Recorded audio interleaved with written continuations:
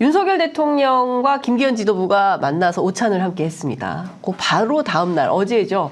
김기현 대표하고 인유한 위원장이 또 만났어요. 인유한 위원장 표정이 매우 안 좋았습니다. 예. 약 한 17분가량 두 분 함께 했는데 기자들이 15개 질문을 물어봤지만 인유한 위원장 한마디도 대답을 안 하고 그냥 가버렸습니다. 그리고 대충 무마용 이제 그 백브리핑이 나왔는데 자, 언론에서는 김기현 판정승 이렇게 평가를 합니다. 자, 신인규 위원장님은 어떻게 보세요? 저는 일관되게 네. 김기현 대표 중심으로 총선 치른다라고 얘기를 했고요. 이건 네. 판정승이 아니라 이제는 거의 KO. 그렇죠. KO로 그냥 종이 울려버린 거랑 저는 비슷하다고 보고요.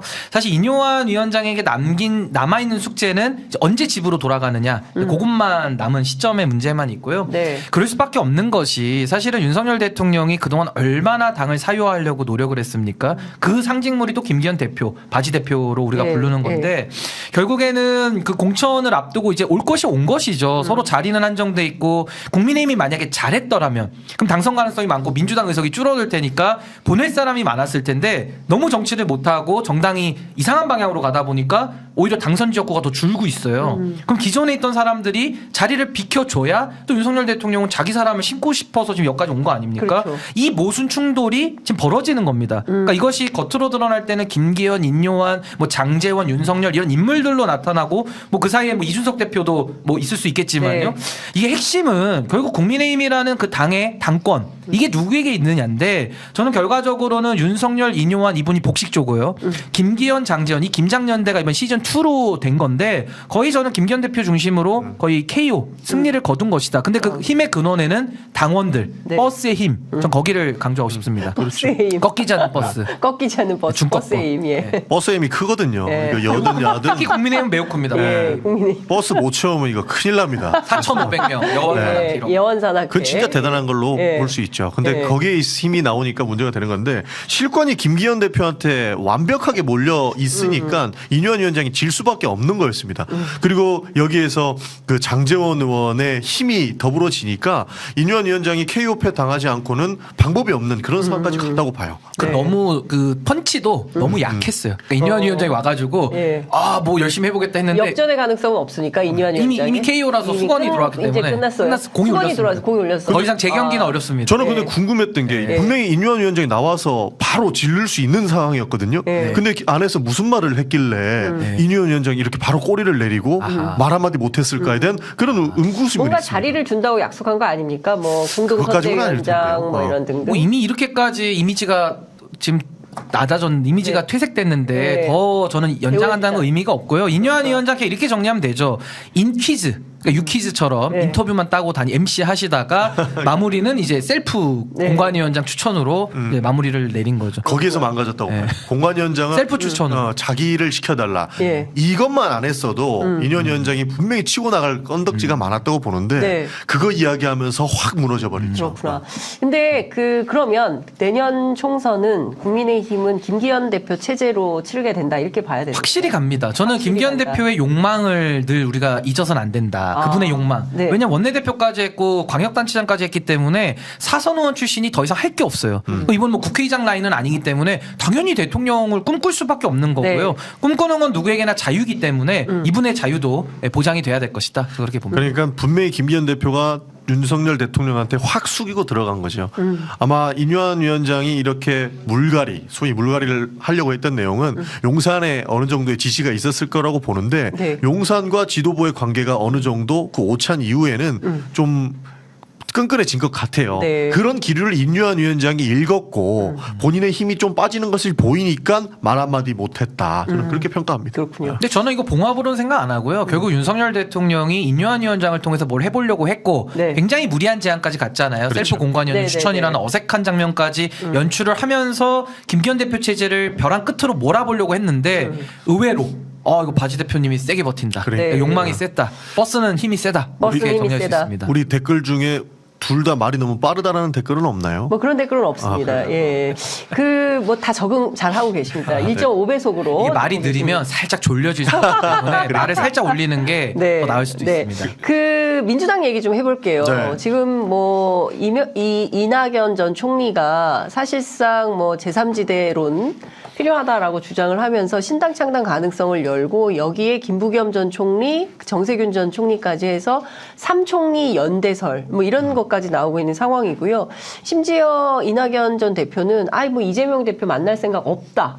예, 여기까지 진도가 나간 상황입니다. 민주당 어떻게 보세요? 사실 이낙연 대표가 신당을 차릴 가능성은 저는 없다라고 봅니다. 좀 낮다라고 보는 게 결국 정치적 뿌리가 민주당이고 네. 지금 나가기에 대한 명분이 좀 없다고 봐요.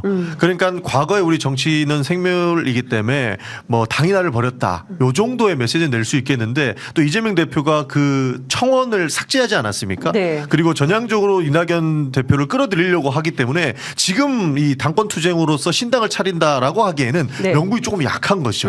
그리고 이제 삼총리의 화합 있는데 네. 삼총리의 화합도 분명한 스타일이 다릅니다.